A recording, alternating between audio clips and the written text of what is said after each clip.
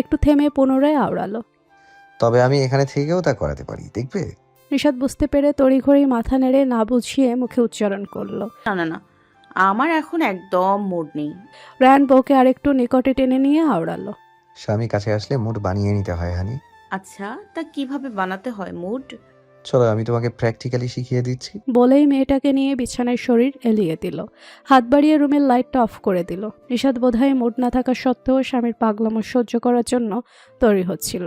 Ryan নিশাতের গলার ভাঁজে মুখ ডুবিয়ে দিয়ে তার দুটো হাত নিজের চুলের ভাঁজে দিয়ে অকস্মাৎ ঠোঁট বাঁকিয়ে আওড়ালো। আপাতত স্বামীর চুলে একটু হাত বুলিয়ে দাও তো চড়ুই পাখি, বাকি সব কিছু না হয় কাল শেখাবো তোমাকে। রায়ানের কথা শুনতেই ফিক করে হেসে উঠল নিশাত। পরম যত্নের সহিত স্বামী চুলে হাত বুলিয়ে দিল। বউয়ের সেবা পেয়ে রায়ান গভীর তন্ডায় তলিয়ে গেল। একটা সময় নিশাত ও স্বামীর বক্ষতলে নিশ্চিন্তে ঘুমের দেশে পাড়ি জমালো।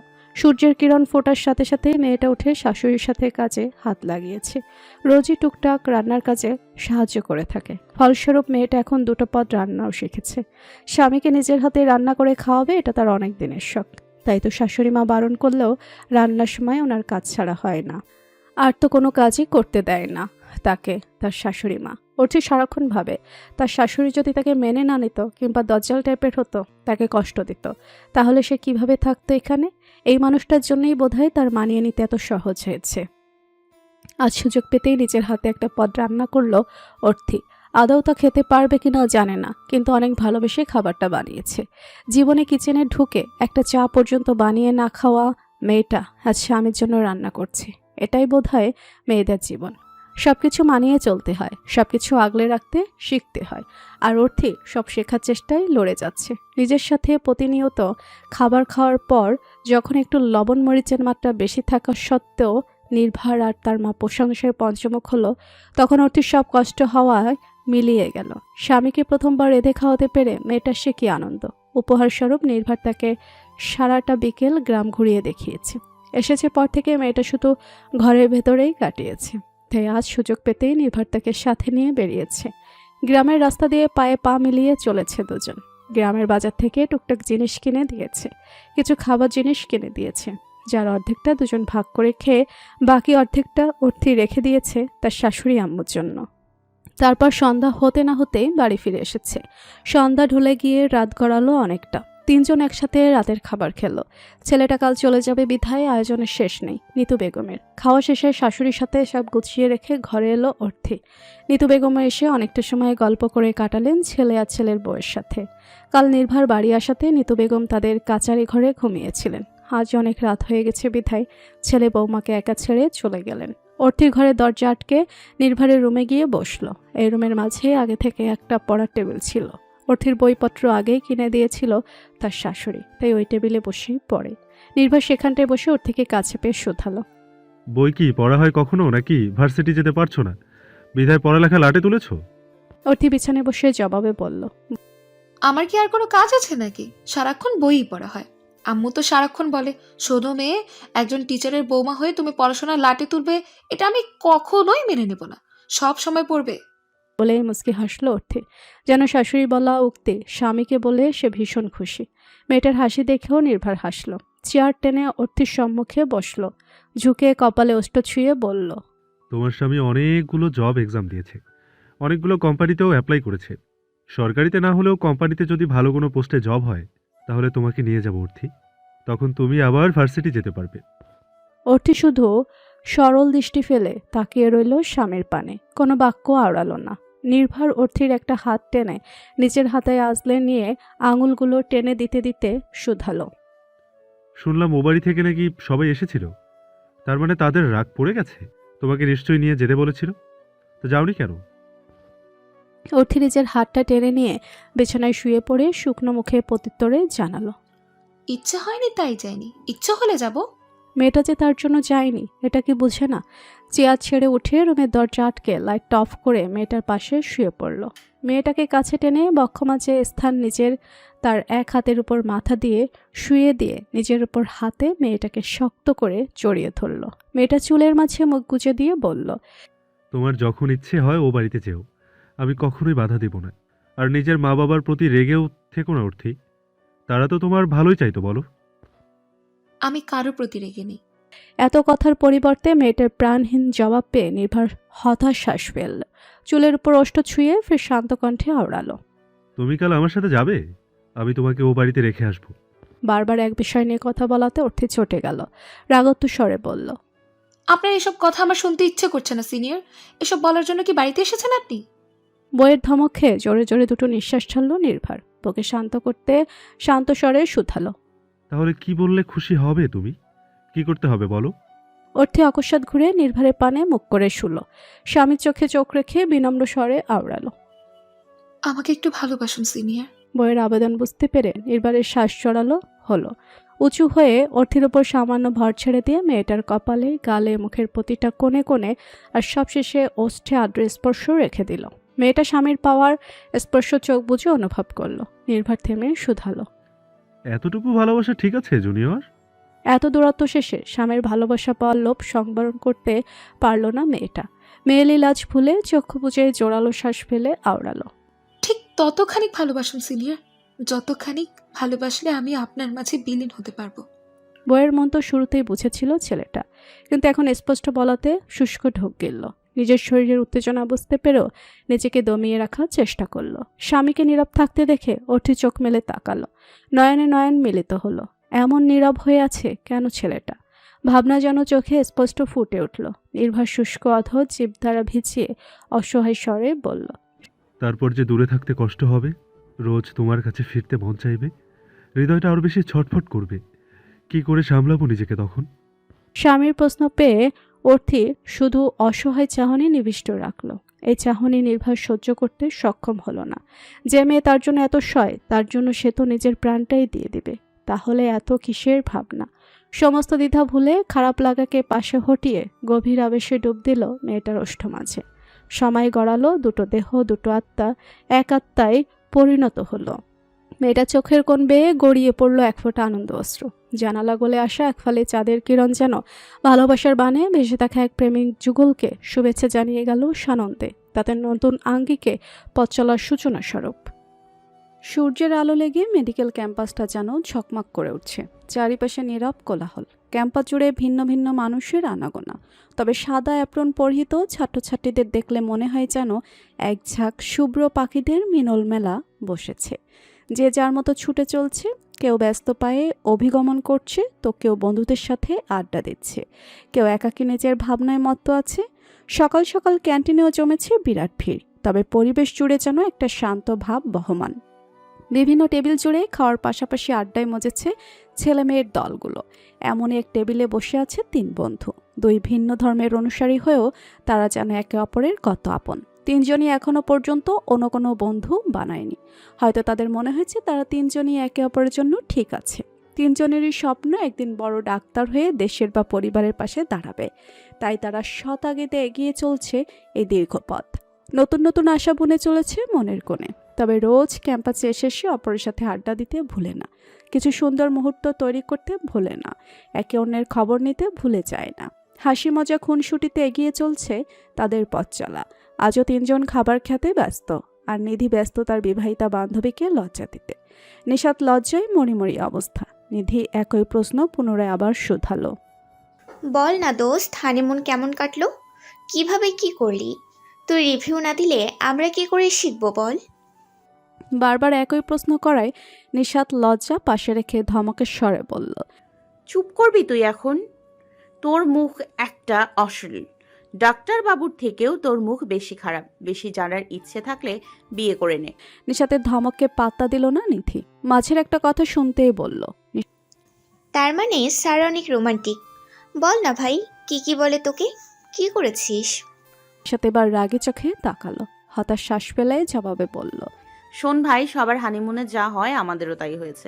এখন প্লিজ কিভাবে কি করেছি এসব জিজ্ঞেস করিস না। তোর লজ্জা না থাকলেও আমার আছে। মাপ কর বোন এখন। নিধির মুখটা পাংশুটে বর্ণ হয়ে উঠল। একটা মেয়ে বান্ধবী তার, সেও কিছু বলে না, তাহলে সে কোথায় যাবে? নিধি আর কথা না বলে শুকনো মুখে খাবার খেতে শুরু করলো। এতক্ষণ যাবৎ নিধি বকবক করলেও শান্ত ছিল নির্বাক। ছেলেটার চোখে মুখে যেন হাসি নেই, আর না তো এতক্ষণ 2 জনের কথা তেমন একটা কান দিয়েছে। নিশাত তা খেয়াল করতে শুধালো। ওই তোর কি হয়েছে? এমন ভেটকি মেরে আছিস কেন? শান্ত তেরছা নজরে একবার নিশ্চিন্তে খেতে থাকা নিধির পানে তাকালো। পরক্ষণে নিশাতের পানে তাকিয়ে বলল। ওর কাছে জিজ্ঞেস কর আমার কি হয়েছে। নিশাতের কিছু জিজ্ঞেস করার প্রয়োজনই পড়ল না। তার পূর্বেই নিধি খেকিয়ে উঠল। আমার কাছে কেন জিগাবে? তোর নতুন প্রেমিকাকে দেখিয়ে দে, তাকেই জিজ্ঞেস করুক। সায়ন্তকে একটা দীর্ঘশ্বাস ফেলতে দেখা গেল। নিশাত কিছু বুঝতে না পেরে সায়ন্তের পানে প্রশ্নাত্মক দৃষ্টি ফেলতেই সায়ন্ত মুখ লটকে বলে উঠল। আমি এক মেয়ের সাথে কথা বলেছি বিধায় সেই থেকে আমার সাথে কথা বলছে না, এমনকি কলেজেও আমার সাথে আসেনি। একটু কথাই তো বলেছি, বল এতে কি এমন হয়েছে? তো শুধু কথা বলতে কে বলেছে? জানা, আরো অনেক কিছু কর। আমি কিছু বলেছি নাকি? তৎক্ষণাৎ নিধির কঠোর স্বরের জবাব পেয়ে সায়ন্ত ব্যর্থ চাহনি নিক্ষেপ করল নিশাতের পানে। নিশাত নিধির পানে তাকিয়ে শুধালো। সামান্য এতেই এত রেগে যাচ্ছিস কেন? হ্যাঁ, আমি তো সামান্যতেই এগিয়ে যাচ্ছি। তুইও তোর বন্ধুকেই সাপোর্ট কর, আমার সাথে কথা কম বল। নিধির জবাব পেয়ে নিশাত কিছু বলার পূর্বেই সায়ন্ত বলে উঠল। আরে ইয়ার, বড় হয়েছি, কথা বলতে তো মন চাইবে। কতকাল আর সিঙ্গেল থাকবো? সায়ন্তের কথা শুনতেই নিধি আরও ফুঁসে উঠে বলল। কেন? আমিও তো সিঙ্গেল। কই, আমি তো কারোর সাথে কথা বলি না। আমার তো কাউকে প্রয়োজন হয় না। তাহলে তোর কেন লাগে? আরে বাবা, তুই আর প্রেমিকা কি এক হলো? তা তোর প্রেমিকা কেন লাগবে? আমি একা যথেষ্ট নই? প্রেমিকা লাগবে আমার চুমু খাওয়ার জন্য, তুই দিবি আমাকে চুমু খেতে? শান্তের মুখে এমন একটা বাক্য শুনে নিধি থম মেরে চুপ করে গেল। আর নিশাত ফিক করে হেসে উঠল। পরক্ষণে নিজেকে শান্ত করে নিধির উদ্দেশ্যে বলে উঠল। যদি ওর প্রেমিক থাকা নিয়ে এতই সমস্যা, তাহলে তুই ওর প্রেমিকা হয়ে যা, তাহলে তো আর সমস্যাই হয় না। নিশাত থামতে শান্ত হতাশ স্বরে আওড়ালো।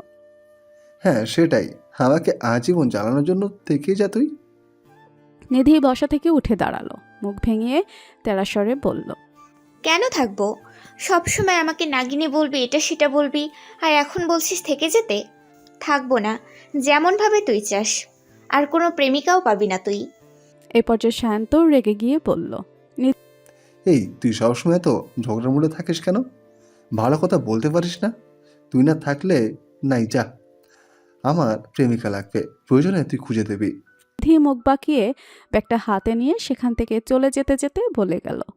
ওই স্বপ্ন দেখা বাদ দে, মেয়ে শুধু জীবনে একটা এনে দেখা। আর শোন, তোর থেকে আমি একদিনের বড়, তাই সম্মান দিয়ে কথা বলবি। ভুলেও আমাকে নিয়ে ওইসব চুমুটুমু খাওয়ার কথা ভাববি না, বলে দিলাম। হ্যাঁ, তোর এই বড় হওয়ার চক্করে আমার সব শেষ। না তো চুমু খাওয়া হবে, আর না তো বিয়ে করে বাচ্চার বাপ হওয়া হবে। অসহ্য। নিধি শুনেও কিছু বলল না, চলে গেল সম্মুখে। শান্ত দুঃখী মুখ করে তাকালো নিশাতের পানে। নিশাত তখনও মিটিমিটি হাসতে ব্যস্ত। নিশাতের বোধহয় বেচারা শান্তের উপরে দরদ হলো। হাসি থামিয়ে উঠে পড়ল বসা থেকে। দুজনেই ক্লাস অভিমুখে অগ্রসর হলো। নিশাত যেতে যেতে শুধালো। পছন্দ তো করিস জানি, কিন্তু ভালোবাসিস নিধিকে একজন প্রেমিকের মতো। শান্ত কিছু আড়াল না করে সোজাসাপটা উত্তর করল। ভালোবাসার কথা জানি না, কিন্তু ছোট থেকে একসাথে থাকতে থাকতে মায়া জমে গেছে, ওকে আর ছাড়তে পারবো না রে। নিশাত আলতো হেসে বন্ধুকে ভরসা দিয়ে বলল। ছাড়তে হবেও না। আমি শিওর ওই পাগল তোকে ভালোবাসে। দেখিস না কিভাবে জেলাস হচ্ছিল। সে তো আমিও জানি, বুঝতে পারি সব, কিন্তু মুখে স্বীকারই করে না। সারাক্ষণ এক গান, আমি তোর থেকে বড়, সম্মান দে। ও সম্মানের কুষ্টি কিলাই বাল, নিজেও থাকে না আর কাউকে আসতেও দেয় না। জীবনটা একেবারে তেনা করে দিল ইয়ার।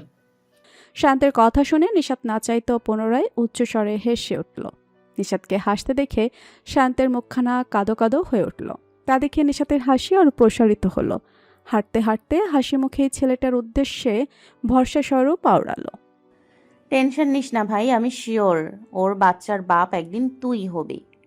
শুধু তোদের বিয়ের নিমন্ত্রণ জানাতে ভুলিস না আমাকে। পিয়ার সৈয়দ মর্তুজা আনিকা বেগম আর পিয়াল সাহেবের একমাত্র পুত্র, যে একজন সফল ডাক্তার, যে অল্প বয়সে কামিয়েছে অনেক নামডাক, সাথে অনেক টাকাও। নিজের বাবারও কিছু কম নেই, একটা প্রাণবন্ত চমৎকার ছেলে, যে সবার সাথে হাসি আনন্দে কাটিয়ে দিতে পারে নির্বিঘ্নে। মা বাবার আদরের ছেলে, তার মায়ের প্রাণ। মামা মামিদের যোগ্য ভাগ্নে, কিন্তু এই সব কিছুর ঊর্ধ্বে তার নতুন পরিচয় চায় একজন ব্যর্থ প্রেমিক। ব্যর্থ প্রেমিকই বটে। মেয়েটাকে ভালোবেসে নিজের করে পাওয়ার নছিব তো তার হয়নি, কিন্তু সর্বোপরি মেয়েটাকে কখনো মনের কথাটা বলতেই পারেনি, আর না তো কখনো বলতে পারবে। কিন্তু তাকে ভোলার সাধ্যও নেই। পাপ সমতুল্য যেন সেই মেয়ের নাম জপে যায় দিনরাত। ফলস্বরূপ বড় ভাইয়ের চক্ষুশূল হয়ে যাচ্ছে দিন দিন, যা মেয়েটাকে একান্ত করে না পাওয়ার চেয়েও বেশি বেদনাদায়ক মনে হয়। কি এক অসহ্য দহন অনুভব হয় বুকের ভেতর। তার হাসি খুশি জীবনটাকে নির্জীব করে তুলতে বোধহয় ওই একটা মেয়ের আগমনই যথেষ্ট ছিল। কিন্তু যে মেয়ের জন্য সহে যাচ্ছে অসহ্যকর যন্ত্রণা, সেই মেয়েটাই এ বিষয়ে অনবগত। কি হাস্যকর বিষয়, তাই না? ভাইয়ের সুখ চাই, মেয়েটাকে হাসি খুশি দেখতে চাই, এসব চাওয়াই পূর্ণ হচ্ছে। কিন্তু মেয়েটাকে রোজ চোখের সামনে ভাইয়ের সাথে দেখেও জ্বলন হচ্ছে। না চাইতে মনে বারে বারে প্রশ্ন জাগে, মেয়েটা তার কেন হলো না? নিজেকে তখন পাপিষ্ট মনে হয় যে নিজের ভাইয়ের বউকেই চাইছে সে। মেয়েটাকে ভুলতে তো পারবে না, কিন্তু চোখের আড়াল তো ঠিক করতে পারবে। ভাইকে দেখে জ্বলন হবে না, এই অপরাধ থেকে মুক্ত তো হতে পারবে। এসব ভাবেই নিয়েছে এক কঠিন সিদ্ধান্ত। জানে এটা সহজে মানবে না তার মামা, তবুও কিঞ্চিত আশা নিয়ে এগিয়ে চলছে মামার কেবিনের দিকে। ডাক্তার নিয়ে আসার পরবর্তী জীবনটা কেটেছে এই হসপিটালে, কিন্তু আস্থা ছেড়ে অন্যটো যাওয়ার সিদ্ধান্তে উপনীত হয়েছে পিয়ার্স। এখানে থাকা মানেই তো রোজ মরণ যন্ত্রণা সহ্য করা। দূরে গিয়ে না হয় এই যন্ত্রণা থেকে একটু নিস্তার মিলুক তার। মামার কেবিনের দরজায় নক করতেই ভেতর থেকে অনুমতি পেতেই পিয়ার্স দরজা ঠেলে ভেতরে প্রবেশ করল। ছেলেকে দেখতেই আরহান সাহেব হাস্যবদনে শুধালেন, তুমি কিছু বলবে নাকি মামার সাথে আড্ডা দিতে এসেছো? মামার প্রস্তাবনে পিয়ার্স আলতো হাসার চেষ্টা করল। দীর্ঘশ্বাস ফেলে নিজের সাথে নিয়ে আসা একটা কাগজ মামার সামনে এগিয়ে ধরল। আরহান সাহেব ভ্রু কুঁচকে কাগজটা হাতে নিয়ে মেলে দেখতেই ওনার ভ্রুর মাঝে অসংখ্য ভাঁজের সৃষ্টি হলো। আশ্চর্য হয়ে শুধালো, এসব কি পিয়াস? হঠাৎ এমন সিদ্ধান্তের কারণ জানতে পারি? পিয়ার্স একটা শুকনো ঢোক গিলে বলল, তেমন কিছু না মামু, শুধু কিছুদিন কাজ থেকে দূরে থাকতে চাইছি, প্লিজ না করো না। আরহান সাহেব এই ছেলেটাকেও কখনো নিজের ছেলের থেকে আলাদা করে দেখেননি। এই ছেলেটা তার ছেলের বিপরীত। ওনার সাথে কত আড্ডা দিয়েছে, একসাথে চা কফি খেয়েছে, কিন্তু তিনি আজকাল খেয়াল করেছে ছেলেটা ইদানিং অন্যরকম হয়ে গেছে। ঠিকমতো আসে না ওনার কাছে, কথা বলে না। কি হয়েছে তার ছেলেটার? আজকাল তো তাদের বাড়িতেও যায় না। আপাতত সব ভাবনা রেখে শান্ত স্বরে বললেন, তো কাজে মন না বসলে কিছুদিন ঘুরে এসো, কিন্তু এই কারণে রেজিগনেশন দেওয়ার কি আছে? পিয়ার্স ভেবে পেল না কি বলবে, আমতামতা করে বলল, কারণ জিজ্ঞেস করো না মামু, শুধু একটা রিকোয়েস্ট, এতে তুমি রাজি হয়ে যাও প্লিজ। তোমার ছোট ছেলের ইচ্ছেটা পূরণ করে দাও শুধু। তোমার কি কিছু হয়েছে আব্বু? মামার থেকে কি কিছু কিছু লুকাচ্ছ? পিয়ার্স এখন কি করে বলবে যে ওনারই পুত্রবধূর প্রেমে মত্ত হয়ে তার আজ এই অবস্থা? এর কারণ তার পুত্রবধূ? কিছুই বলল না। বলার মতো বোকামো করার ইচ্ছেটাও নেই। শুধু মুখে এক টুকরো হাসি ফুটিয়ে বলল, তোমার ছেলে ভালোই আছে মামু, চিন্তা করো না বেশি। আমার শুধু একটু রিফ্রেশমেন্ট চাই, মেনে যাও প্লিজ। আরহান সাহেব একটা হতাশ্বাস নির্গত করে আওড়ালেন, ঠিক আছে, তোমাদের কোনো কিছুতেই আমি কখনো বাধা দেইনি। যদি এইটাই চাও তুমি, তাহলে ঠিক আছে, কিন্তু রায়ান আর তোমার ছোট মামার পারমিশন তো লাগবে। ওরা মেনে নিলে ঠিক আছে। পিয়ার্স তৎক্ষণাৎ বলে উঠল, ভাইকে আমি বুঝিয়ে নেব মামু, তুমি শুধু তোমার ভাইকে বুঝিও। আরহান সাহেব সম্মতি জানালেন। মামার সম্মতি পেয়ে পিয়ার্স কেবিন থেকে বেরিয়ে অগ্রসর হলো ভাইয়ের কেবিনের দিকে। কি জানি ভাইয়ের রিয়াকশন কেমন হয়। তবে যাই হোক, সে আর এখানে থাকবে না। থাকাটা তার জন্য সম্ভব নয়, এটা নিশ্চয়ই তার ভাই বুঝবে। কলেজ থেকে রায়ানের সাথে সরাসরি হাসপাতালে এসেছে, তারপর থেকে চুপচাপ বসে আছে কেবিনে। মেয়েটা কাজ করতে ইচ্ছে করছে না, তাই ভেটকি মেরে সোফায় বসে আছে। রায়ান গেছে রাউন্ড দিতে, তাকেও বলেছিল যেতে, কিন্তু যায়নি। কেন যেন ইচ্ছে করেনি। প্রায় অনেকটা সময় পর রায়ান ফিরে এলো কেবিনে। সোফায় তাকিয়ে বউকে ভেটকি মেরে বসে থাকতে দেখেও কিছু বলল না। এগিয়ে গিয়ে পরিধানকৃত অ্যাপ্রনটা আর হাতে ধরা স্টেথোস্কোপটা টেবিলের উপর রেখে দিয়ে নিচে গিয়ে চেয়ারটায় শরীর এলিয়ে দিল।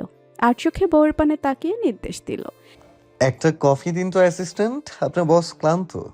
অ্যাসিস্ট্যান্ট বলে ডাকায় নিশাত মুখ ঝামটি মারল। তা দেখেও রায়ান নির্লিপ্ত রইল। রুমে থাকা একটা কফি মেকার থেকে কফি তৈরি করতে করতে আওড়ালো নিশাত, এত অ্যাসিস্ট্যান্ট করেন কেন? হ্যাঁ, আমি জানি আমি আপনার অ্যাসিস্ট্যান্ট, রোজ মনে করিয়ে দিতে হবে না। যদি মনেই থাকে তো কাজ করেন না কেন? আর এইভাবে রুমে বসে থাকলে কিছু শিখতে পারবেন? শেখার ইচ্ছা না থাকলে আর আসতে হবে না। নিশাত বুঝল না লোকটা তাকে রাগ করলো নাকি বোঝালো। লোকের স্বরটা এমন কেন? তবে একদিন তার সাথে কাজে না যাওয়ার জন্য খোঁটা দিচ্ছে এই লোক, ভেবে গমগম করে উঠল নিশাত। এই লোক আজ রাতে ভালো ভালো বাক্যালাপ করতে আসুক, তখন দেখে নিবে ভেবে কফির কাপটা নিয়ে এগিয়ে গেল স্বামীর নিকটে। কফির কাপটা এগিয়ে ধরতে রায়ান কাপটা না নিয়ে আলতো হাতে নিশাতকে টেনে নিজের কোলে বসিয়ে দিল। নিশাত ওঠার জন্য নড়চড় করতে শক্ত করে ধরল। নিশাতের হাত থেকে কাপটা নিয়ে টেবিলের উপর রেখে দিয়ে বউয়ের পানে পূর্ণ দৃষ্টি দিল। বউ তার অকারণে এত রেগে আছে কেন বুঝতে না পেরে শুধালো। রেগে আছো কেন? আর শরীর খারাপ লাগছে নাকি? তাহলে তখন আমার সাথে গেলে না কেন? মুখ লটকে জবাব দিল। কিছু হয়নি, যেতে ইচ্ছে করেনি তাই যায়নি। আর রেগেও নেই, শুধু কিছু করতে ইচ্ছে করছে না। আচ্ছা, বাড়ি যাবে? নিশাত একটু ভেবে বলল। তাই ভালো, ড্রাইভার চাচাকে বলুন আমাকে রেখে আসতে। রায়ান বউকে আর একটু কাছে টেনে নিয়ে আওড়ালো। ঠিক আছে, কিন্তু আপাতত আমার কাছে কিছুক্ষণ থাকুক। বারণ করলেও লোকটা ছাড়বে না জানে, তাই কিছু বললও না, চুপচাপ বসে রইল। একটা আঙুলের সাহায্যে জামার উপর দিয়ে আঁকিবুকি করতে লাগলো। আর রায়ান এক হাত বাড়িয়ে বইয়ের ছোট ছোট কেশগুলো কপাল থেকে সরিয়ে কানের পাশে গুজে দিল। ঠিক ওই মুহূর্তে একটা পুরুষালী কণ্ঠ আর সেই কণ্ঠের মালিক দুজনেই তাদের নিকটে এগিয়ে এলো। ভাই, তোর সাথে কিছু কথা ছিল, ফ্রি আছিস? এইটুকু বলে সামনে তাকাতেই পিয়ার্সের গলা রোধে এলো। পিয়ার্সের স্বর পাওয়া মাত্র নিশাত অপ্রস্তুত হয়ে স্বামীর কোল থেকে সরতে চাইল, কিন্তু রায়ান তাতে বাধা দিয়ে আরও নিকটস্থ করে নিল, যেন বউকে তার বুকের ভেতর ভরে রাখতে চায়। নিশাত লজ্জায় আড়ষ্ট হয়ে স্বামীর বুকে মুখ লুকালো। রাগও হলো তাকে না ছাড়ার জন্য। রায়ান বউয়ের মাথার পাশ দিয়ে ছোট বউয়ের পানে তাকালো। ভাইয়ের চোখের অব্যক্ত কষ্ট বুঝতে পেরেও মেয়েটাকে ছাড়ল না। নিজের স্বভাব সুলভ স্বরে শুধালো। নক করে আসা উচিত ছিল তোর। দেখলি আমার বউটা কত লজ্জা পেয়ে গেল। আপাতত তোর ভাবির সাথে ব্যস্ত আছি, তুই যা, আমি পরে এসে কথা বলছি। পিয়ার্স অনেক কষ্টে মুখের কোণে এক টুকরো হাসি আর কণ্ঠে আওয়াজ তুলে ব্যতিব্যস্ত হয়ে বলল। আমি সরি ভাই, বুঝতে পারিনি, রিয়েলি সরি।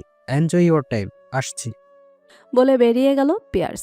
ভাইয়ের যাওয়ার পানে তাকিয়ে রায়ান দীর্ঘশ্বাস ফেলল। বউকে তৎক্ষণাৎ ছেড়ে দিল। নিশাত ছাড়া পেতেই রাগত্ব স্বরে বলল।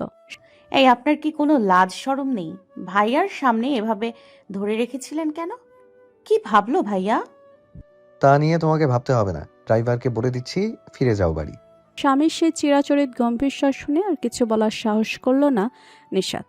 চুপচাপ নিজের ব্যাগটা নিয়ে বেরিয়ে এলো কেবিন থেকে।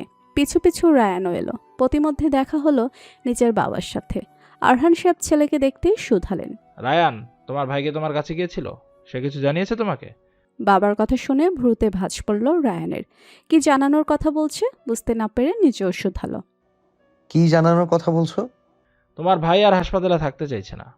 তোমাকে আজ রেজিগনেশন লেটার দিয়ে গেল, বললো তোমার সাথে কথা বলে নেবে। ছেলেটা যে কি হয়েছে তুমি কিছু জানো? বাবার কথা শুনে রায়ান এক মুহূর্তের জন্য স্তব্ধ হয়ে গেল। ভাই কি তাহলে এটা বলার জন্যই তার কেবিনে গিয়েছিল? আর হঠাৎ এমন সিদ্ধান্ত নেওয়ার কারণই বাকি শুধুই নিশাতের থেকে দূরে থাকা? বাবাকে উৎসুক হয়ে তাকিয়ে থাকতে দেখে নিজের ভাবনা থেকে বেরিয়ে স্বাভাবিক কণ্ঠে বলল।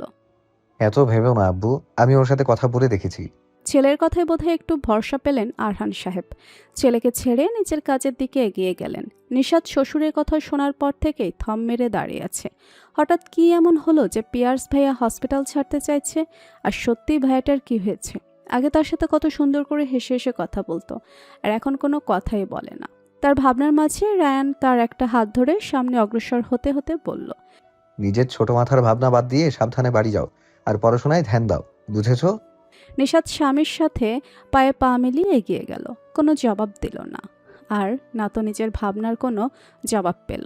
নিজের ভাবনায় এতই বিভোর যে সে যা কিছু ভাবছে তা যে তার স্বামী বুঝে ফেলেছে এটাই খেয়াল করল না। শুধু নীরবে স্বামীর পিছু চলল। পিয়ার্স কেবিন থেকে বেরিয়ে ব্যস্ত পায়ে নিচের দিকে অগ্রসর হলো। এতটুকুই বোধহয় কম ছিল যে ভালোবাসার মানুষটাকে এভাবে ভাইয়ের নিকটস্থ দেখতে হলো। কষ্টের পরিমাণটি কি কম ছিল যে তা বর্ধিত করতে এমন ঘটনার সম্মুখীন হতে হলো? আফসোস হলো কেবিনে কেন নক না করে ঢুকলো সে। কেন ভুলে গেল তার ভাই আর একা নেই? আর ভাইয়ের বাক্যতা যেন তাকে আরও ভেঙে চুরে গুড়িয়ে দিল। ভাই জেনে বুঝিয়ে মেয়েটাকে এতটা কাছে টেনে নিয়েছিল যাতে সে আরও একটু যন্ত্রণা অনুভব করতে পারে। তাদের দুজনের ভালোবাসার গভীরতা বুঝতে পেরে সে দূরে সরে যেতে পারে। আচ্ছা, সে কি দূরে নেই? সে কি কখনো এসেছে তার ভাই আর ভালোবাসার মানুষটার মাঝে? ভেবে মুখের কোণে ব্যথাতুর হাসির দেখা দিল। চোখ দুটো ঝাপসা হয়ে গেল। এ কেমন যন্ত্রণা যা দেখা যায় না, রোধ করা যায় না, শুধু মরণ ব্যাধির মতো ভেতরটা কুড়ে কুড়ে খায়। উফ, এই ব্যথা যা সহ্য করার মতো নয়। লিফট থেকে বের হতে দ্রুত কদমে পা চালালো। ব্যস্ততার কারণে রিসেপশন পেরিয়ে সম্মুখে অগ্রসর হতে অকস্মাৎ কারোর সাথে ধাক্কা লাগলো। ধাক্কা লাগা ব্যক্তিটা হয়তো পড়েই গেল। পিয়ার্স থেমে গিয়ে তাকিয়ে দেখলো একটা অল্পবয়সী মেয়ে নিচে পড়ে আছে। বাধা পড়ায় পিয়ার্স বিরক্ত হলো, তবে দায়িত্ব এড়িয়ে চলে গেল না। মেয়েটাকে টেনে দাঁড় করিয়ে নিয়ে ব্যস্ত স্বরে আওড়ালো, আমি সরি মিস, দেখতে পাইনি। ব্যথা পেয়ে থাকলে সরি। বলে মেয়েটার পানে একবার তাকালো। খুঁটিয়ে দেখার প্রয়োজন মনে করলো না, কিন্তু মেয়েটাকে তার দিকে কেমন করা দৃষ্টিতে তাকাতে দেখে নিজের দৃষ্টি হটিয়ে বিরক্ত বদনে চলে গেল। মেয়েটা তখনও নির্নিমেষ তাকিয়ে পেয়ার্সের যাওয়ার পানে। পড়ে গিয়ে ব্যথা পেল সে, অথচ ওই বাদামি রঙা মণিযুক্ত চোখ দুটোতে অশ্রু জমেছে। এটাই বোধহয় ভাবাচ্ছে মেয়েটাকে। তার জানা মতে ছেলেরা কাঁদতে জানে না, বাচ্চা হলেও মেনে নিত, কিন্তু এত বড় ছেলের চোখে পানি, এটা কি আশ্চর্যের কারণ নয়? তার ব্যথার কারণে হলেও তো ছেলেটা দাঁড়িয়ে তার হালচাল জিজ্ঞেস করত, কিন্তু এ ছেলে তো তার চোখ লোকাতে পালিয়েই গেল। কেন? মেয়েটার ভাবতে পারল না। একটা মহিলা কণ্ঠ পেয়ে ভাবনাচ্ছেদ ঘটিয়ে মহিলার পিছু ছুটে গেল। হয়তো মহিলাটি তার মা, তবুও যেতে যেতে পিছু ফিরতে ভুলল না। ওই ডাগর ডাগর আঁখি দুটোতে যেন তখন হাজারো প্রশ্ন খেলা করে যাচ্ছে, যার জবাব মেয়েটার কাছে নেই, আর হয়তো কখনো মিলবেও না।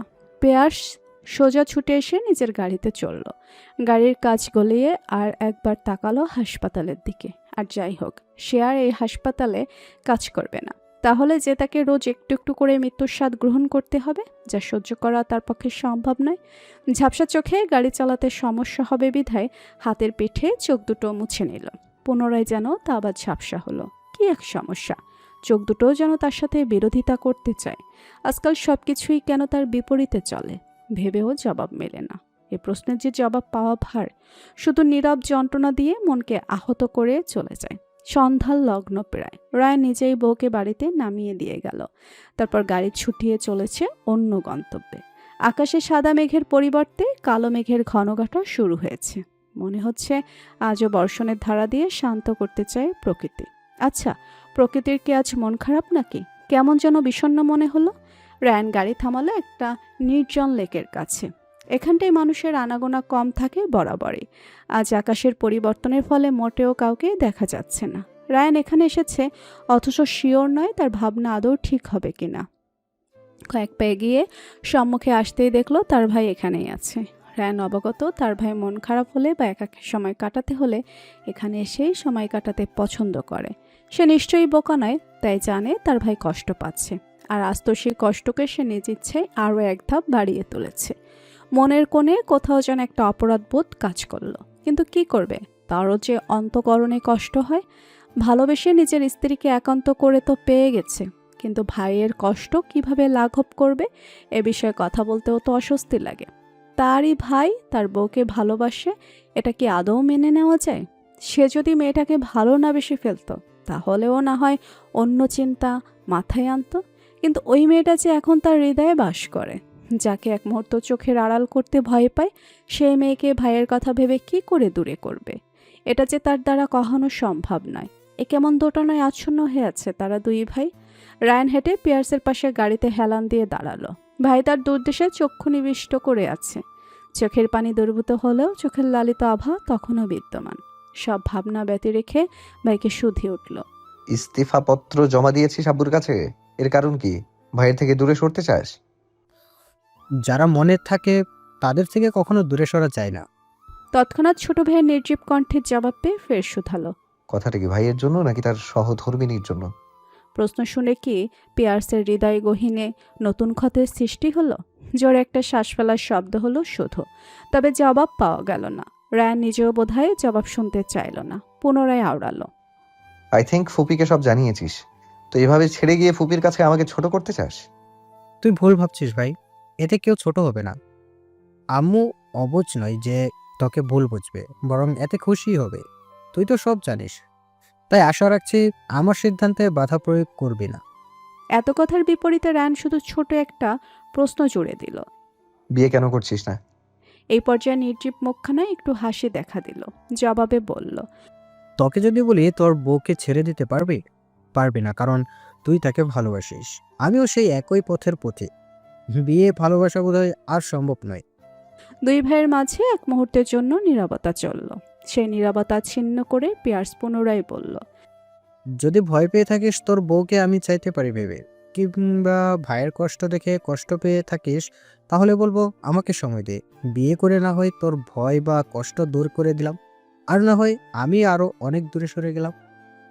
রায়ান বুঝে গেল না কি বলবে ভাইকে, শুধু স্বরে কঠোরতা মিশিয়ে প্রত্যুত্তরে বলল, এই সিদ্ধান্ত মেনে নিচ্ছি, কিন্তু ভুল করে দূরে সরে যাওয়ার কথা ভাবিস না। আর পারলে দ্রুত মুভ অন কর। মুভ অন করে নতুন জীবন শুরু কর। আমি আমার ভাইকে সুখী দেখতে চাই। পুনরায় আবার নীরবতায় আচ্ছন্ন করে নিল দুই ভাইকে। হয়তো বৃষ্টি আসবে দ্রুতই। বাতাসের তীব্রতা বাড়ছে। থেকে থেকে দুই একটা বাজের শব্দ ভেসে আসছে বাতাসের সাথে। রায়ান পুনরায় ভাইকে নির্দেশের স্বরে বলল, এখনই গাড়িতে ওঠ, বাড়িতে যাবি এই মুহূর্তে। কথা না শুনলে কিন্তু থাপ্পড় একটাও মাটিতে পড়বে না। পিয়ার্সের কি কথা বাড়াতে ইচ্ছে করলো না, নাকি ভাইয়ের থেকেও পালাতে চাইলো বোঝা গেল না। তবে বাক্য বিনিময় না করে চুপচাপ গাড়িতে চড়ে বসল। চোখের পলকে গাড়িটা চলে গেল দৃষ্টি সীমানার বাইরে। রায়ান নিজেও দীর্ঘশ্বাস ফেলে নিজের গাড়ির দিকে এগিয়ে গেল। এই ঝড় যেমন একটু পরেই চলে যাবে, আকাশ পরিষ্কার হয়ে তারায় তারায় ভরে উঠবে, ঠিক তেমন তার ভাইটার জীবনেও কেউ এসে নতুন করে ভালোবাসায় ভরিয়ে তুলুক, নতুন করে খুশির ছোঁয়া পাক তার ভাইটা। যেন এটাই মনে মনে আর্জি জানানো রায়ান ওপরওয়ালার নিকট। স্রোতের ধারার মতো পেরিয়ে গেছে 2 মাস। সময় বদলেছে, পরিস্থিতি বদলেছে, অথচ মানুষগুলো যেন এখনও সেই আগের মতোই আছে। যার যার জীবন নিয়ে এগিয়ে চলেছে যার যার মতো। এর মাঝে নিশাতের একটা পরীক্ষা শেষ হয়েছে। রায়ানের সহায়তায় পড়াশোনায় ভালোই উন্নতি লাভ করেছে। রায়ান আর নিশাতের একে অপরের প্রতি ভালোবাসা বেড়েছে, অথচ আজও কেউ কাউকে মনের কথা উচ্চারিত করেনি। তবে এতেই যেন খুশি তারা। নেওয়াজ মঞ্জিলে সবাই ঠিক সেই আগের মতোই আছে। আরমান সাহেব এখনও নিজের জেদে অটল আছে, এখনও মেয়েটাকে আনতে চাননি। এ নিয়ে স্ত্রীর সাথে মনোমালিন্যতা লেগেই থাকে। বাকি সবাইও ঠিক যেন একই স্রোতে ভেসে চলেছে। আজ একটা ছুটির দিন, বাড়িতেই আছে সকলে। কিছুদিন আগে পরীক্ষা শেষ হয়েছে বিধায় এখন একটু পড়ার চাপ কম। তাই সকাল থেকে শাশুড়িদের সাথে কাজে হাত লাগিয়েছে, আড্ডা জমিয়েছে। রায়ানও এতে বাদ সাধেনি। দুপুরে কিছু মুহূর্ত আগেই রুমে ফিরল নিশাত। গোসল সেরে ফ্রেশ হয়ে লাইব্রেরি রুমে প্রবেশ করতেই দেখল স্বামীচান তার কাউচে বসে কিছু একটা করছে। সেদিকে বেশি পাত্তা দিল না নিশাত। এগিয়ে গিয়ে একটা বইয়ের শাড়ির সামনে দাঁড়িয়ে পড়ল। ইচ্ছে হলো একটা বই নিয়ে পড়তে, তাই খুঁজতে শুরু করলো। রায়ান কাউচে বসে তেরছা নজরে তাকালো বইয়ের পানে। বউটা নিশ্চয়ই গোসল করে এসেছে। ভেজা লম্বা চুলগুলো পিটমায় ছড়িয়ে আছে। ভেজা শরীরে পোশাকটা একটু আটোসাটো হয়ে লেগে আছে। ফলস্বরূপ মেয়েলি কোমরের বাঁক স্পষ্ট বোঝা যাচ্ছে। রায়ান সেদিক পানে তাকিয়ে থাকলো বকাটে ছেলেদের মতো। দুহাত ভাঁজ করে বুকের সাথে আড়াআড়ি বেঁধে রাখলো। কাউচের শরীরটা আর একটু সুন্দর করে এলিয়ে দিয়ে ভরাট স্বরে ডেকে উঠল, বউ পাখি। নিশাত বই খোঁজায় ব্যস্ত থাকায় স্বামীর পানে তাকালো না। হাতের কাজ জারি রেখে ছোট স্বরে জবাব দিল, তুমি দেখতে সুন্দর চড়ুই পাখি। এমন প্রশংসা লোকটা আজকাল প্রায় করে থাকে, তাই নিশাত তেমন পাত্তা দিল না। হানমনেই বলে উঠল, জানি। তারপর রায়ান কিঞ্চিত ঠোঁট বাঁকিয়ে অকস্মাৎ আওড়ালো, পেছন থেকে দেখতে আরো সুন্দর আর হট। বাক্যটা শ্রবণ হতেই নিশাত তড়িৎ পিছু ফিরে তাকালো। স্বামী তার পানে কেমন বখাটেদের মতো তাকিয়ে আছে। অমন নজর দেখে নিশাত কেসে উঠল। হালকা রাগত্ব স্বরে বলল, লজ্জা করে না বউয়ের দিকে কুদৃষ্টি দিতে? রায়ান ভাবলেশীন বলল, এটাকে কুদৃষ্টি বলে না শোনা, স্বামীদের অন্তর্দৃষ্টি বলে। ভাবলেশীন কথায় নিশাত আরেকটু রেগে বলল, যে দৃষ্টি হোক, আপনি অমন করে আমার দিকে তাকাবেন কেন? কারণ তুমি আমার বউ, আর বউকে সব অ্যাঙ্গেলে দেখার রাইট আমার আছে। এমন বাক্য শুনে নিশাত একটু দমল। পরবর্তীতে বিড়বিড়িয়ে উঠল। খাটাস ডাক্তার। বউকে রাখতে দেখে রায়ান আর একটু হেসে শান্ত স্বরে বলল, আরে রেগে যাচ্ছ কেন? তুমি সুন্দর মানে সামনে পিছিয়ে সব দিক থেকেই সুন্দর। সত্যি কথা বলায় এত রেগে যাও কেন পাখি? নিশাত হতাশ শ্বাস ত্যাগ করে পুনরায় ঘুরে নিজের কাজে মন দিল। নিজের স্বামীর থেকেই যদি এমন নজর পেয়ে থাকে, তাহলে বাইরের মানুষের হাত থেকে বাঁচবে কি করে? এই লোকটা দিন দিন চরম নির্লজ্জ হয়ে যাচ্ছে। সারাক্ষণ শুধু তাকে লজ্জা দেওয়ার ধান্দা। তবে সেও আজকাল লজ্জার মাথা খেয়েছে। না হলে এ লোকের সাথে পারা মুশকিল। ভেবে পুনরায় একটা হতাশ শ্বাস ত্যাগ করলো। একটা বই হাতে নিয়ে দেখতে দেখতে কিছু একটা ভাবলো। ঘুরে বইয়ের আলমারির সাথে হেলান দিয়ে স্বামীর পানে ঘুরে দাঁড়ালো। রায়ান তখনও তার পানে তাকিয়ে। নিশাত আলতো হেসে কণ্ঠ খাদে নামিয়ে ডেকে উঠল। রায়ান। বইয়ের হঠাৎ চরিত্রেও বদল হতে দেখে ভেবেচাকা খেয়ে গেল রায়ান। বউটা আজকাল যখনই কিছু প্রয়োজন পড়ে তখন এমন নাম ধরে সম্বোধন করে, আবার তুমি করেও আওড়ায়। আজ আবার কি চাইবে ভেবে চোখের ইশারায় বুঝালো কি। নিচে তার একটু মিষ্টি হেসে সুন্দর করে ডেকে উঠল। হানি, শোনো না। বইয়ের এমন মিষ্টি ডাক শুনে না চাইতেই গলে গেল রায়ান। শুষ্ক ঢোক গিলে সাড়া দিল। বলো না পাখি। আমাকে একটু বাপের বাড়ি রেখে আসবা, কতদিন আব্বুকে দেখি না। বায়না জুড়ে দিয়ে পিটপিট করে তাকালো নিশাত। রায়ান এবার পড়ল বিপাকে। মেয়ে এমন কিছু চাইবে কে জানতো, কিন্তু এই আবদার রাখা আপাতত তার পক্ষে সম্ভব নয়। বউ চলে গেলে সে থাকবে কি করে? এখন মেয়েটাকে যেতে দিলে নিশ্চয়ই 2-3 দিনে যেচে ফিরবে না, এটা মেনে নেওয়া অসম্ভব। কি করে আটকাবে মেয়েটাকে? সরাসরি বারণ করলেও তো রেগে যাবে। ভেবে উঠে দাঁড়ালো। হেঁটে এগিয়ে গিয়ে দাঁড়ালো বউয়ের সামনে। রাজি হওয়ার ভান করে বলল, ঠিক আছে, এখন একটা চুমু খাও, তাহলে রেখে আসবো। এমন শর্ত শুনে নিশাতের ভুরু কুঁচকে এলো। তবু মনে মনে ভাবলো সামান্য একটা চুমু খাওয়ার পরিবর্তে যদি রেখেই আসে তাহলে খেতে সমস্যা নেই। এই ভেবে রাজি হয়ে গেল। মুস্কি হেসে বলল, ঠিক আছে, কাছে আসন দিচ্ছি। বলে মুখটা এগিয়ে আনলো। এত সহজে বউ মেনে যাবে ভাবেনি। তবে সে মুস্কি হেসে নিশাতকে বাধা দিয়ে নতুন করে বলল। আগে পুরো কথা তো শোনো পাখি। নিশাত প্রশ্নাত্মক চাহনি নিক্ষেপ করতেই রায়ান বউয়ের একটু নিকটে এগিয়ে ফিসফিসানো স্বরে আওড়ালো। একটা ফ্রেঞ্চ কিস করবে পাখি, ঠিক 20 মিনিটের জন্য। এই 20 মিনিটের কিসে যদি আমার সাথে কোঅপারেট করতে পারো তাহলে তোমার বাপের বাড়ি যাওয়া গ্র্যান্টেড। নিশাত কটমট করে তাকালো। এই লোক যে তাকে যেতে দিতে যাচ্ছে না তা ঠিক বুঝলো। বউয়ের এমন তাকানো দেখে রায়ান রসাত্মক স্বরে বলল, এভাবে তাকিয়ে লাভ নেই, শর্ত পূরণ না হলে যাওয়া বাদ। নিশাত রেগে অকস্মাৎ রায়ানকে অবাক করে দিয়ে তার ঠোঁট জোড়া নিজের ওষ্ঠের ভাঁজে নিয়ে নিল। যা কিছু হয়ে যাক, আজ বাপের বাড়ি যেই ছাড়বে। এদিকে রায়ান বউয়ের স্পর্শ পেতে বেপরোয়া হয়ে উঠল। বউকে যেতে দিক বা না দিক, আপাতত বউয়ের স্পর্শ মিস করা যাবে না ভেবে নিজেও আঁকড়ে ধরল বউয়ের ওষ্ঠপুট। কিছুটা মুহূর্ত পেরোতেই রায়ান অশান্ত হলো। নিশাত বোধহয় স্বামীর বেসামাল স্পর্শ পেয়ে নিচের খেই হারালো। রায়ান নিশাতকে উঁচু করে আলমারির সাথে ঠেসে ধরল। নিশাত ভারসাম্য বজায় রাখতে নিচের দুপায়ে রায়ানের কোমর জড়িয়ে ধরল। আলমারিতে বেশি ভর পড়ায় আলমারিটা নড়ে চড়ে উঠে অনেকগুলো বই নিচে পড়ে গেল। তাও থামাতে সক্ষম হলো না একজোড়া উম্মাদ প্রেমী যুগলদের। রায়ান নিশাতের পায়ের 2 বাহুদের কাছে ধরে বউকে নিয়ে অগ্রসর হয়ে কাউচে গিয়ে শুয়ে দিল। নিজের সবটুকু ভর ছেড়ে দিল বইয়ের উপর। নিশাত স্বামীর জামার 2টো বোতাম তখন খুলতে সফল হয়েছে। রায়ান যখনই মেয়েটার পোশাকে হাত দিতে যাবে তখনই তার ফোনটা বেজে উঠল। রায়ান পাত্তা দিতে চাইল না। বইয়ের গলা থেকে ওড়নাটা দূরে ফেলে দিল, কিন্তু নিশাত বাধা দিয়ে আওড়ালো। আগে ফোন রিসিভ করুন। বইয়ের কথা রাখতে একটু থেমে হাত বাড়িয়ে ফোনটা ধরল। কথা বলতেই চোখে মুখে বিরক্তিকর আভা ফুটে উঠল। ফোনটা ঠাস করে রেখে দিয়ে নিশাতের কপালে কপাল ঠেকিয়ে জোরে জোরে 2টো শ্বাস ফেলল। পরক্ষণে বউকে ছেড়ে উঠে জামার উপরে কটা বোতাম লাগাতে লাগাতে বিরক্ত স্বরে বলে উঠল, পালের প্রফেশন আমার।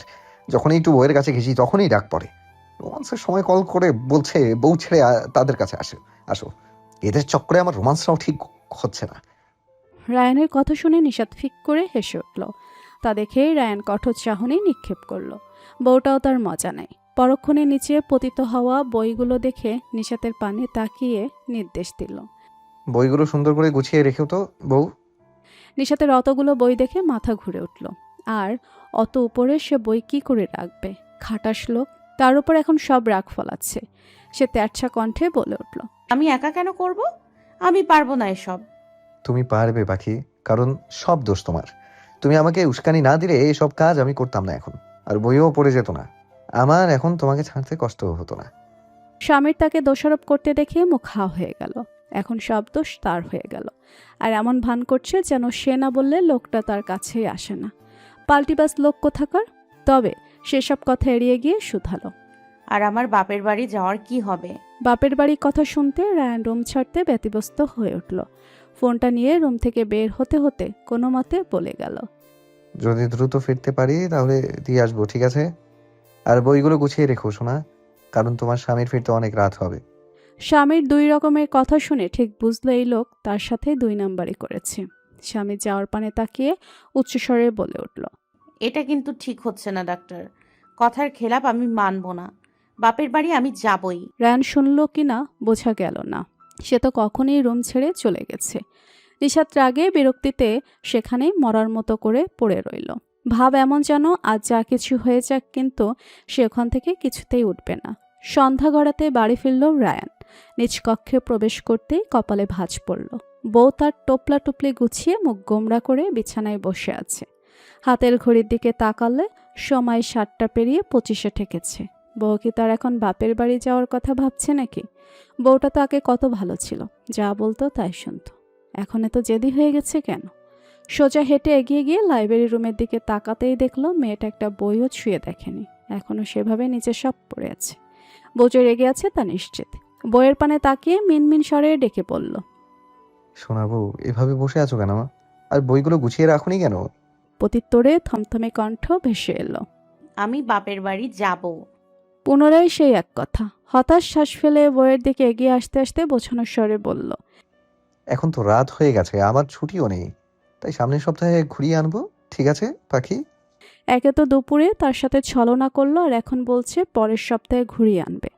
মানে তাকে একটা দিন থাকতে পর্যন্ত দিবে না। এই লোক তার বাপের বাড়ি যাওয়ার কথা শুনতে কেন পারে না? তবে যাই হোক, আজকে এই লোকের সাথে ঠিক বোঝাপড়া করবে সে, ভেবে উঠে দাঁড়ালো। লাগেজটা ধরে রুম থেকে বেরিয়ে যেতে যেতে সেই একই স্বরে বলল, ঠিক আছে, আপনাকে যেতে হবে না। আমি আব্বুকে বলছি আমাকে দিয়ে আসতে। বউ রুম থেকে বেরিয়ে যাচ্ছে দেখে রায়ান দ্রুত হেঁটে বইয়ের হাত টেনে ধরে শান্ত স্বরে বলে উঠল, রাত বেরাতে এমন পাগলামো করতে নেই পাখি, বলেছি তো পরের সপ্তাহে নিয়ে যাব। না, আমি আজকালকের মধ্যেই যাব। বইয়ের এত জেদ দেখে রায়ান রেগে গেল। সামান্য বাপের বাড়ি যাওয়া নিয়ে এত জেদ কে করে? ক্লান্ত শরীরে তা মেনে নিতে ব্যর্থ হলো। গম্ভীর মুখে আওড়ালো, বেশি বেশি হয়ে যাচ্ছে কিন্তু। ব্যাগ রাখো আর চুপচাপ বসে থাকো, জেদ দেখাবে না একদম। লোকটা তার সাথে এত উচ্চ আওয়াজে কথা বলছে, নিজে ভুল করার পরেও রাগ দেখাচ্ছে। অভিমান হলো নিশাতের। নিচে আরো জেদ দেখিয়ে বলল, যাব মানে যাবই, আর আজই যাব। আব্বুকে এখনই বলছি আপনি আমার সাথে অন্যায় করেছেন। আমাকে যেন এখনই রেখে আসে। সরুন সামনে থেকে। যাওয়াচ্ছি তোমাকে বাপের বাড়ি। বলেই বউকে জোর করে বিছানা পর্যন্ত নিয়ে বইয়ের গলা থেকে ওড়নাটা নিয়ে নিশাতের হাত দুটো পিছমোড়া করে বেঁধে ফেলল। নিশাত আকস্মিকতায় চিল্লিয়ে উঠল, আরে কি করছেন? থামুন থামুন বলছি। আব্বু, আম্মু বাঁচান, আপনাদের ছেলে আমাকে মেরে ফেলে দিল। বইয়ের আচায়েরা কথা শুনে নিজেও ধমকে উঠল রায়ান। চুপ থাকো স্টুপিড। ধমক খেয়েও নিশাত চুপ থাকলো না। রায়ান অতিষ্ঠ হয়ে দ্রুত গিয়ে আরও দুটো ওড়না এনে একটা দিয়ে নিশাতের মুখ বেঁধে নিশাতকে হালকা ধাক্কা দিয়ে বিছানায় ফেলে দিয়ে পা দুটো বেঁধে দিল, যাতে কোনোভাবেই রুম থেকে বের হতে না পারে। কাজ শেষ করে স্বস্তির শ্বাস ফেলল। বইয়ের লাগেজটা পাশে সরিয়ে রেখে নিজেও ওয়াশরুম চলে গেল। অনেকটা সময় পর বেরিয়ে আসার পর দেখল বউ তার শান্ত হয়ে গেছে। নিজের পোশাক পরে বইয়ের পানে তাকিয়ে ছোট করে শুধালো, বাপের বাড়ি যাওয়ার ইচ্ছে আছে হানি? শুনতেই নিশাত রাগে অভিমানে মুখটা অন্যদিকে ঘুরিয়ে নিল। রায়ান আর কিছুই বলল না। রাত একটু বাড়ুক, তখন না হয় বউকে ছেড়ে দিয়ে ভালো করে বুঝাবে। একটু আদর করে দিলে অভিমানও সব শেষ হয়ে যাবে। এই ভেবে বসে না থেকে লাইব্রেরি রুমে গিয়ে সমস্ত বইপত্র একা হাতে গুছিয়ে রাখলো। রাত অনেকটা হতেই রায়ান বউকে ছেড়ে একাই ডিনার করতে নিচে গেল। তবে বাপটা যদি জানে সে বউকে এভাবে বেঁধে রেখেছে, তাহলে তো এই রাতে তাকেই বাড়ি থেকে বের করে দিয়ে বউ ছাড়া করে দিবে। রায়ান নিচে এসে টেবিলে বসার অনেকটা সময় পরেও যখন নিশাতকে কেউ দেখতে পেল না, তখন রিমি বেগম ছেলের উদ্দেশ্যে শোধালেন, নিশাত কই? আসছে না কেন? খাবে না? রায়ান বোধহয় এতক্ষণ এই প্রশ্নেরই অপেক্ষায় ছিল। গলা খাকারি দিয়ে শান্ত স্বরে বলল, ঘুমিয়ে আছে, বলেছে রুমেই খাবে। মেয়েটা তো কখনো রুমে বসে খায় না। কথাটা ভেবে আরহান সাহেব তেসরা নজরে ছেলের পানে তাকিয়ে শুধালেন, মেয়েটা দুপুরে বলল তুমি নাকি তাকে বাপের বাড়ি রেখে আসবে, তা গেলে না কেন? কি সমস্যা? বাবাও কি তার বউকে দূরে করানোর পায়তারা করছে নাকি? বাবা চাহনি দেখে নিজের চোখ সরিয়ে কোনো মতে বলল, তোমার বৌমা অসুস্থ, তাই যাবে না। কি হয়েছে মেয়েটার? বাবা চিন্তিত স্বর শুনে ভাবলেশীন আওড়ালো। তোমার বৌমার পায়ে ব্যথা, হাতে ব্যথা, তাই বলেছে যাবে না এখন। আরহান সাহেব ভ্যাবাচাকা খেয়ে গেলেন। বুঝলেন না ছেলে তার মজা করলো নাকি সিরিয়াস। মেয়েটা ব্যথা কখন আর কিভাবে পেল? আর যাবে তো গাড়িতে, তাহলে ব্যথাই সমস্যা কি? তিনি আর কিছু জিজ্ঞেস করবেন তার পূর্বে রায়ান বউয়ের খাবারটার সাথে নিয়ে ওখান থেকে কেটে পড়ল। ফলস্বরূপ আরহান বাবুর আর কিছু জানাই হলো না। রায়ান রুমে এসে খাবারের প্লেটটা টেবিলে রেখে দিয়ে নিচে বউয়ের পাশে গিয়ে বসলো। হাত মুখ থেকে ওড়নার বাঁধন খুলে দিয়ে আদরের সহিত ডেকে উঠল। পাখি, খাবার এনেছি, খেয়ে নাও। নিশাত তাকালোও না রায়ানের পানে, আর কিছু বললও না। ঘাপটি মেরে বিছানায় পড়ে রইল। রায়ান নিচু হয়ে বউয়ের গলায় মুখ গুজে দিয়ে ছোট ছোট চুমু খেলো। নিশাত এবার বিরক্ত হয়ে আওড়ালো। দূরে যান আমার থেকে, কাছে আসবেন না একটু। ঠিক বউ রেগে আছে বোঝার পরেও কাছে যেতে বারণ করায় বিরক্ত হলো রায়ান। বিরক্তিকর স্বরে বলল, এবার কিন্তু বাড়াবাড়ি করছো নিশাদ। সবসময় সব কথা মেনে চলার পরও লোকটার কাছে এটা বাড়াবাড়ি মনে হলো। ঠিক আছে, যাবে না আর বাপের বাড়ি, লোকটার সাথে কথাও বলবে না। অভিমানরত স্বরে শুধু একটা কথা আওড়ালো, ঠিক আছে, আর কোনো বাড়াবাড়ি করছি না, ঘুমোতে দিন আমাকে। বলে কাচুমাচু হয়ে শুয়ে রইল। রায়ান পুনরায় বউকে খাওয়ার জন্য ডাকবে, তখনই বউয়ের ফুফানোর শব্দ পেয়ে ব্যতিব্যস্ত হয়ে উঠল। বসা অবস্থায় বউকে টেনে বুকের মাঝে নিয়ে বিচলিত স্বরে বলল, এতটুকু বিষয়ে কে কাঁদে পাখি? শান্ত হও প্লিজ। নিশাতের কোনো নড়চড় দেখা গেল না, ফুফানোর শব্দ কমল না। রায়ান হতাশ শ্বাস নির্গত করে হার মেনে আওড়ালো, ঠিক আছে রে বাবা, কালই তোমাকে বাপের বাড়ি পাঠানোর ব্যবস্থা করছি। যতদিন ইচ্ছে থেকো, আমি মানা করব না। সরি পাখি, এবার তো থামো। নিশাত তখনও একইভাবে পড়ে স্বামীর বুকে। রায়ান উপায় না পেয়ে বউকে নিয়ে শুয়ে পড়ল। নিজের বুকের উপর নিয়ে মাথায় হাত বুলিয়ে দিল। খাওয়ার জন্য আর জোর করল না। একটা সময় নিশাত সেভাবেই ঘুমিয়ে তলিয়ে গেল। বউ ঘুমিয়েছে বুঝতে পেরে রায়ান নিশ্চিন্তে চোখ বুঝল। বউটা আজকাল তার চেঞ্জ হয়ে যাচ্ছে, এত জেদ দেখায়, আর কথায় কথায় যদি এভাবে কেঁদে দেয়, অভিমান করে, তাহলে কিভাবে সামলাবে সে বউকে? ভেবে আরও একটা দীর্ঘশ্বাস ফেলল রায়ান। রাতে না খাওয়ার ফলস্বরূপ সকাল সকাল এখন কিচেনে দাঁড়িয়ে শাশুড়ির হাতের রান্না করা নুডলস খেতে ব্যস্ত নিশাত। রায়ান এক্সারসাইজ শেষ করে গোসল সেরে নিচে নামল। বউটা তার সাথে এখনও কথা বলেনি, এক কাপ কফি পর্যন্ত নিয়ে যায়নি তার জন্য। রায়ান কিচেনে গিয়ে নিজেই এক কাপ কফি তৈরি করে নিয়ে এলো, কিন্তু বউটা তার দিকে একবার তাকালো না। কিচেন থেকে বের হতে লিভিংয়ে বাবাকে বসে থাকতে দেখে রায়ান বাবার পাশে বসে একটু উচ্চ আওয়াজে বলে উঠল, আব্বু, তোমার বৌমাকে আজ একটু তার বাপের বাড়ি রেখে আসো তো। নিশাত কথাটা ঠিক শুনতে পেয়ে কিচেন থেকেই চিল্লিয়ে বলে উঠল, আব্বু, আমি কোথাও যাব না। আরহান সাহেব ছেলে বৌমার কথা শুনে আশ্চর্য হলেন। ছেলের রাতের কথায় আর এখনের কথা মিল পেলেন না। যে মেয়েটা কাল বলল বাপের বাড়ি যাবে, সে আজ মুখের উপর বারণ করে দিল। বুঝলো ছেলে বৌমার মাঝে মনোমিলন্য হয়েছে। এ বিষয়ে ছেলেকে আর বকলেন না, বৌমাকে ডেকে আনলেন নিজের কাছে। নিজের কাছ থাকা সত্ত্বেও বৌমার উদ্দেশ্যে আবদারের সহিত বললেন, চলাম্মু, তোমার আর একটা আব্বুকে আমরা দুজন মিলে দেখে আসি। অনেকদিন দেখি না তাকে, ভাববে তার মেয়েটাকে এনে তাকে ভুলে গেছি। আমাকে সাথে নিয়ে যেতে তোমার সমস্যা নেই তো? শ্বশুরমশাইয়ের শেষের কথাটা শুনে নিশাত লজ্জিত বোধ করল। সাথে নিতে তার কেন সমস্যা হবে? সে তো রায়ানের প্রতি রাগ করে যেতে চাইছিল না। রাগ থাকলেও আর না বলার মতো ভুল করল না নিশাত, রাজি হয়ে গেল। বউ রাজি হয়েছে দেখে রায়ানের মুখটা আধারে ঢেকে গেল। বউ তো যেতে পারছে বিধায় নিশ্চয়ই খুশি, কিন্তু তার যে বউকে ছেড়ে থাকতে হবে বিধায় খারাপ লাগছে, এটা কি বউটা বুঝে? নিশাত সকালের নাস্তা শেষ করে বাপের বাড়ি যাওয়ার জন্য তৈরি হয়ে নিল। ব্যাগ তো আগে থেকেই গোছানো ছিল। রায়ানও তখন তৈরি কলেজে যাওয়ার জন্য। বউকে যেতে দেখে আধার মুখে বউয়ের কাছে দাঁড়িয়ে কপালে ওষ্ঠ ছোঁয়াল, নরম স্বরে বলল, যাওয়ার সময় অভিমান করে যেতে নেই পাখি, নিজের স্বামীকে হাসি মুখে সান্ত্বনা দিয়ে যাও একটু। নিশাত স্বামীর আকুতি বুঝেও কিছু বলল না। এবার বুঝুক তারও তার আব্বুকে ছেড়ে থাকতে কষ্ট হয়, আর তার সাথে ছল করারও কি শাস্তি হতে পারে ভেবে মুখে একটা শব্দ উচ্চারণ করল না।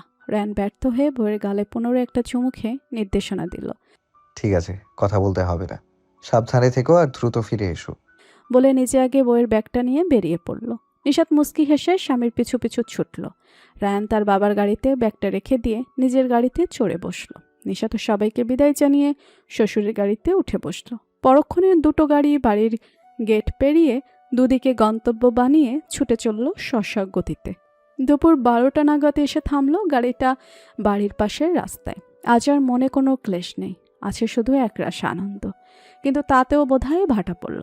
গাড়ি চড়ে বাড়ি পর্যন্ত আসতে আসতে শরীর খারাপ করতে লাগলো, কেমন গা গুলোচ্ছে। গাড়ি থেকে নেমে দ্রুত শ্বশুরমশাইকে সাথে নিয়ে টিনের গেট পেরিয়ে ভেতরে প্রবেশ করলো। পূর্ণ বেগম বোধহয় দুপুরে রান্নার জন্য বাইরের বাগান থেকে কিছু সবজি তুলছিলেন। বাড়িতে কারো আসার শব্দ পেয়ে ঘুরে তাকিয়ে মেয়ে আর তার শ্বশুরকে দেখে অবাক হলেন, সাথে খুশিও। মেয়েটা প্রতিবার এমন হুট করে চলে আসে কেন? আজ শ্বশুরকে নিয়ে এলো তাও বলল না, ভেবে মেয়ের প্রতি বিরক্ত হলেন। দ্রুত সেখান থেকে উঠে এসে আরহান সাহেবকে সালাম জানালেন। প্রতিবার যখন তিনি এই বাড়িতে আসেন, পূর্ণা বেগম আর নোমান সাহেব ব্যাধিব্যস্ত হয়ে পড়েন। এত বড় একজন ডাক্তার ওনাদের বাড়িতে আসেন, এটা যেমন ভালো লাগার বিষয়, তেমন একটু লজ্জিত হন এই ভেবে যে এখানে এসে লোকটার অসুবিধা হচ্ছে না তো। এত বড় বাড়ির মানুষ ঠিকমতো তারা আপ্যায়ন করতে পারছে কিনা। আর এখন তো সেই লোক তার মেয়ের শ্বশুর, আর বিয়ের পরে প্রথম এলেন, কি থেকে কি করবে যেন বুঝেই পারছেন না। আরহান সাহেব পূর্ণা বেগমের সাথে কথা বলে নোমান সাহেবের সাথে দেখা করতে চলে গেলেন। মেয়েকে একা পেয়ে পূর্ণা বেগম ধমক দিয়ে বললেন, এই নিশাত, তোমার কি কাণ্ডজ্ঞান হবে না? শ্বশুরমশাইকে সাথে নিয়ে আসছো, এটা জানাবে না একবার? নিশ্চয়ই উনি থাকবেন না। এত দ্রুত আমি কি তৈরি করে খাওয়াবো ওনাকে? নিশাতের এখন একদমই ইচ্ছে হলো না কথা বলতে, মন চাচ্ছে এখনই শরীরটা এলিয়ে দিক। কোনো মতে বলল, আব্বু হঠাৎই আসতে চাইলো, তাই চলে এলাম। তুমি বরং ওই শাক পাতাই রেঁধে খাওয়াও, আব্বু ওসবই পছন্দ করে বেশি। এত চিন্তা করো না আম্মু। মেয়েকে দেখে কেমন অসুস্থ মনে হলো। বিচলিত হয়ে কপালে হাত শুয়ে শুধালেন পূর্ণা বেগম, তোমার কি শরীর খারাপ? অসুস্থ বোধ করছো? ভালো লাগছে না আম্মু, আমি ভেতরে গিয়ে ফ্রেশ হয়ে একটু ঘুমাই প্লিজ। তৎক্ষণাৎ মেয়ের নির্জীব স্বরের জবাব পেয়ে মেয়েকে আর আটকালেন না। অনুমতি পেতেই নিশাত ভেতরে গিয়ে ফ্রেশ হয়ে আগে বাবার রুমে গেল। রুমে প্রবেশ করতেই মুখে হাসি ফুটে উঠল। তার দুই আব্বু হাসি মুখে গল্পে মেতে উঠেছে। নিশাত যেতেই নোমান সাহেব শুধালেন, আমার আম্মু কেমন আছে? ভাই সাহেবকে সাথে নিয়ে আসছো, একবার বলবে না? নিশাতে গিয়ে বাবাকে পাশ থেকে জড়িয়ে নিয়ে মিষ্টি হেসে বলল, উফ আব্বু, একসাথে এত প্রশ্ন করো। ভালো আছি আমি, তুমি ঠিক আছো তো? নোমান সাহেব কিছু বলার পূর্বে আরহান সাহেব দুজনের প্রশ্নেরই জবাব দিয়ে দিলেন। তোমার মেয়েকে আমি বারণ করেছিলাম বলতে, না হলে তো তোমরা তখন এলাহি কাণ্ড ঘটিয়ে ফেলতে। আর নিশাত আম্মু, তুমি এসেছো তো, তাই তোমার আব্বু এখন এমনিতেই সুস্থ হয়ে গেছে। প্রত্যুত্তরে তিনজনই হেসে উঠল। নিশাত দুজনের উদ্দেশ্যে বলল, আমি কি একটু ঘুমাই? হ্যাঁ, আমার শরীর খারাপ লাগছে। পুত্রবধূর শরীর খারাপ লাগছে শুনে তখনই গিয়ে ঘুমোতে বললেন আরহান সাহেব। নিশাত তার সময় নষ্ট না করে ঘুমাতে চলে গেল। আর দুই বেয়াই নিজেদের গল্পে মশগুল রইলেন। পূর্ণা বেগম পাশের বাড়ির একটা ছেলেকে ডেকে নিজেদের পুকুর থেকে মাছ ধরালেন। মেয়ের কথা মতো বিভিন্ন শাকসবজি রান্না করলেন, সাথে নিজেদের পালের একটা মুরগি। আরহান সাহেব আজও আসার সময় অনেক জিনিস নিয়ে এসেছে, সেগুলো ড্রাইভারের সাহায্যে বাড়িতে এনে রাখলেন। বিকেল পর্যন্ত ছেলের শ্বশুর বাড়িতে সুন্দর সময় কাটিয়ে খাওয়া দাওয়া সম্পূর্ণ করে পুনরায় বাড়ির পথে রওনা হলেন। তবে যাওয়ার পূর্বে বৌমার সাথে দেখা করে যেতে ভুললেন না। মেয়েটা যেন তখনও ঝিমুনি মুরগির মতো ঝিমোচ্ছিল। তা নিয়ে একটু টেনশনেই থেকে গেলেন আরহান সাহেব। অনেকটা রাতে বাড়ি ফিরল রায়ান। কাজ তো ছিলই, সাথে বউটা বাড়ি না থাকায় বাড়ি যেন ফিরতে ইচ্ছে করেনি। পাষাণ বউটা তার বারণই শুনল না। ঠিকই রাগ অভিমান করে বাড়ি চলে গেল। কোনো দয়া মায়া নেই বউটার। দরজা ঠেলে রুমে প্রবেশ করে রুমটা খালি পেতেই যেন নিজের মাঝে শূন্যতা অনুভব করলো। সব কিছু যেন খালি খালি মনে হলো। শরীর আর মস্তিষ্ক ঠান্ডা করতে ওই রাতে গোসল সেরে এলো, অথচ মাথা থেকে বইয়ের চিন্তা বের হলো না।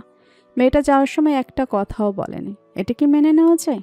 এখন তার বউকে বুকে নিয়ে ঘুমানোর কথা ছিল, অথচ বউ তার থেকে কত দূরে। চোখের দেখাটাও মিলছে না। বিয়ের শুরুতে তো এমন লাগেনি। নিজের রুম থেকে বের করে দেওয়ার পর সামান্য খারাপ লেগেছিল। মনে হতো মেয়েটাকে ডেকে এনে নিজের কক্ষে ঘুমাতে বলুক, আর সে বসে বসে সে ঘুমান্ত মুখখানা দেখুক। কিন্তু তখন এতটা খারাপ লাগেনি। এতদিনে যেন তার অভ্যাসটাই চেঞ্জ করে ফেলেছে। এত মায়া মায়া লাগছে কেন মেয়েটার জন্য? একটা মুহূর্তে ছেড়ে থাকতে এত কেন কষ্ট হচ্ছে? বুকটা যেন জ্বলছে। সে তো শুনেছে বিয়ের পর বউরা বাপের বাড়ি চলে গেলে স্বামীদের ভালো লাগে, তাহলে তার বেলায় অন্যথা হচ্ছে কেন? মনে মনে ভেবে নিল মেয়েটাকে এরপর আর যেতেই দিবে না বাপের বাড়ি একা। যেতে হলে তার সাথেই যেতে হবে। কতক্ষণ বিছানায় ঘুমিয়ে কাটালো, অথচ চোখে ঘুম ধরা দিল না। আর না পেরে উঠে নিজের ফোনটা নিয়ে ব্যালকনিতে এসে দাঁড়ালো। অনিশ্চিত মন নিয়ে মেয়েটার কাছে ফোন লাগালো।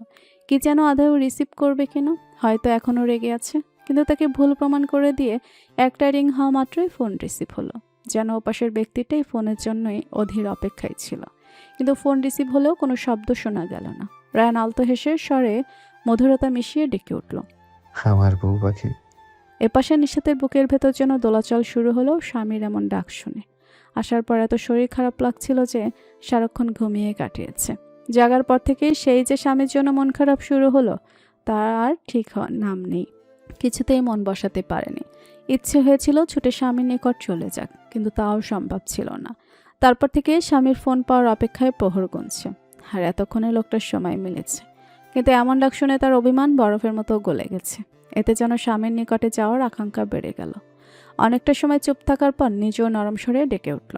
স্বামী যান। এমন করে ডাকবেন না মিসেস, আপনার স্বামীর থাকতে কষ্ট হবে যে। তৎক্ষণাৎ স্বামীর অসহায় কণ্ঠের বাণী শুনে নিশাত পুনরায় একই স্বরে বলল, আমার স্বামী যান। উফ, বউটা বোধহয় তাকে মেরে ফেলার পায়তারা করছে। এমন করে কষ্ট কেন দিচ্ছে? নয়নযুগল মুদে নিয়ে গভীর স্বরে আওড়ালো। মিস ইউ বউজান, দ্রুত স্বামীর নিকটে ফিরে আসুন। মিস করছে শুনে নিশাত ঢুকরে কেঁদে দিল। সে জানে না কেন, কিন্তু এই মুহূর্তে কেন জানি কান্না পাচ্ছে। বউয়ের ফোফানোর শব্দে রায়ন বিচলিত হলো। বউটা তার কাছে কেন? এখন এই অশান্ত হৃদয়কে শান্ত কি করে করবে?